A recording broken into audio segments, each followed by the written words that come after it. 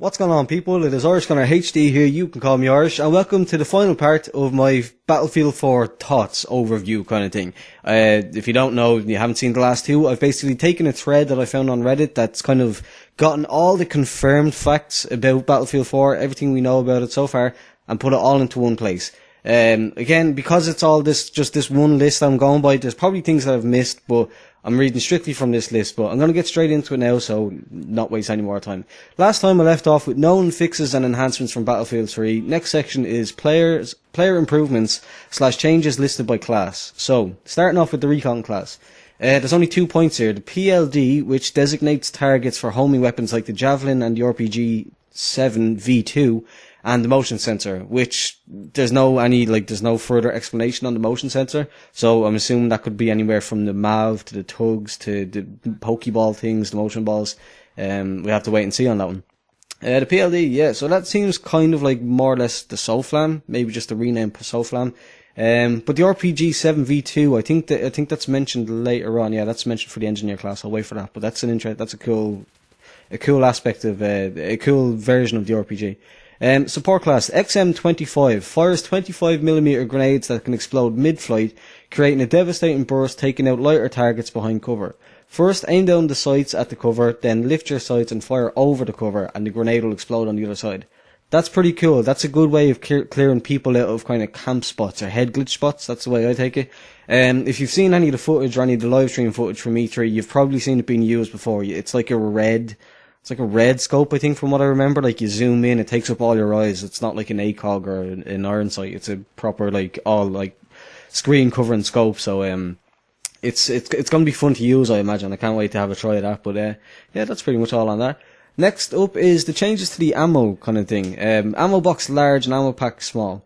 Ammo box large. A crate filled with ammunition. All comrades nearby will start having their ammo I'm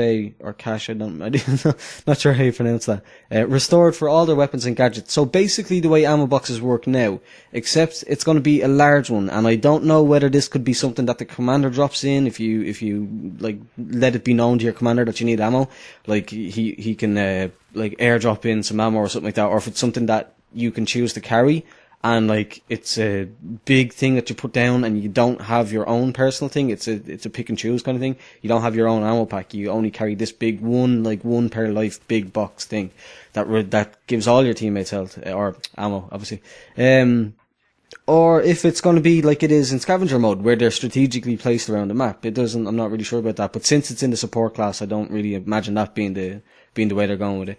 But anyway, moving on. Ammo pack small is pretty much your ammo pack from Battlefield 3. Picking it up will replenish some ammo for this soldier's main weapons and sidearm. Notice I said some ammo. I don't know if that means it's going to have like a limited amount that it'll refresh us by or what. But we'll have to wait and see. But for now, it looks like it's basically going to be the same as the ammo pack that we have now for the support class. But yeah, that's all the changes for support in this list at least. Engineer, so here we go. The RPG-7 V2 fires a heavy rocket specialised in doing as much damage as possible around anywhere it impacts. Can also lock on to laser designated targets. So that's a big deal for me, because how many times have you been doing your best to take out the chopper and a tank rolls up and there's nothing you can do about it because you're an engineer, you've got your Stinger or your Eaglet out. Sorry, I should have cleared that up. How many times have you been trying to take out like a chopper with your Stinger or Eaglet and a tank rolls up and you're like, crap, I wish I had my RPG. Now it seems like you're going to have the best of both worlds. You're going to have your RPG for dealing with the tank that rolls up, or at least doing your best. You're probably still going to get blown up because it's a tank. But now you've got the best of both worlds. You can take down, or you can help take down choppers, and you can defend yourself against tanks or any kind of vehicles that come up on you, which is a very good change in my opinion. And the fact, obviously they're gonna they're gonna have to balance it well as for the lock-on times and the reload times and stuff like that. But it's a very good idea, and it's a very good take on the original RPG in my opinion. Can have the repair torch and 18 mines equipped at the same time. I'm almost certain, I'm going to drag it up here, I'm almost certain that on both my Xbox and PC profiles, I have a minimum of less than 5 minutes ever used since I got Battlefield 3 for Xbox when it first came out, and I've played it all the way through its lifespan, and I'm almost entirely certain that I've never ever used the mines. But a lot of people do. It's a great way of clearing out an area. What you call it?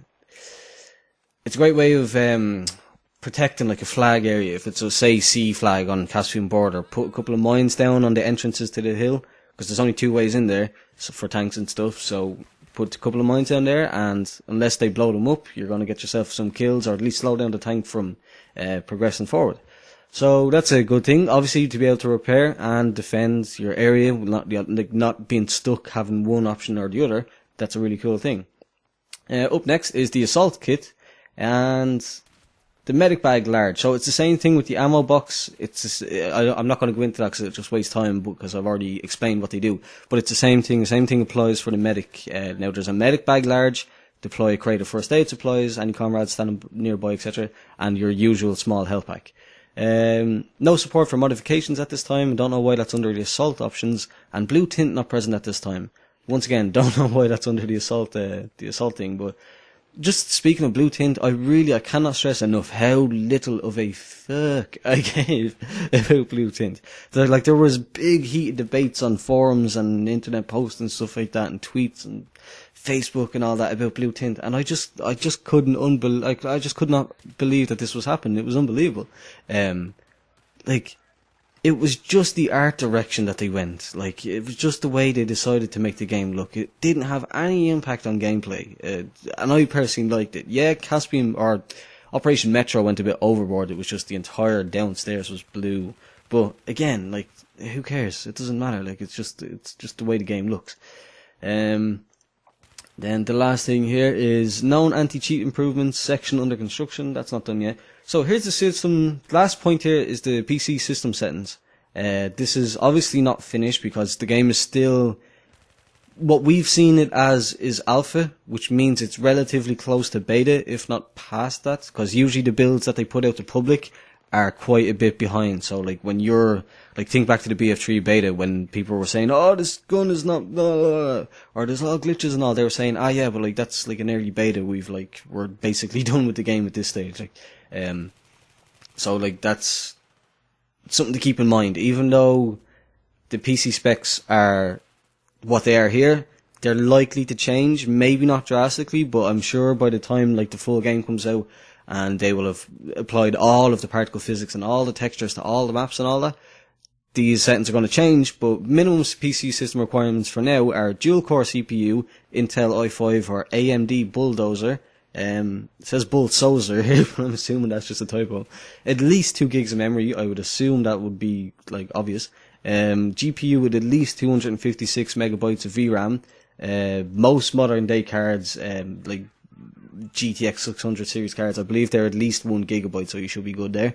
Minimum with DirectX 10, and give or take 20 gigabytes of hard drive space. And then finally, the recommended PC system requirements: quad core CPU, Intel i5 or i7 at minimum 3 gigahertz, 4 gigs of memory, at least 1 gig of VRAM, of course, GeForce 600 and Radeon 7000 and above cards, DirectX 11, and 20 plus gigabytes of hard drive space.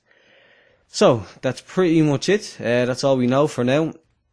I'm sure I'm missing something. There's other things that I've seen, you can slide C4. There's I've covered. I pretty much covered all that actually.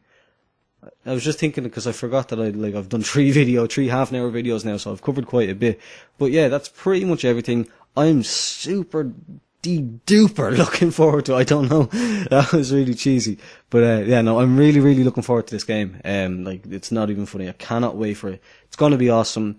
Just even more information, just the more information that we can get about it, the better. I really cannot wait to get my hands on it. But yeah, if you enjoyed these 3 videos, if you enjoyed my thoughts and my opinions on them, please do leave the video a thumbs up. If you're new here, hit the subscribe button. Thanks for watching the video, and goodbye.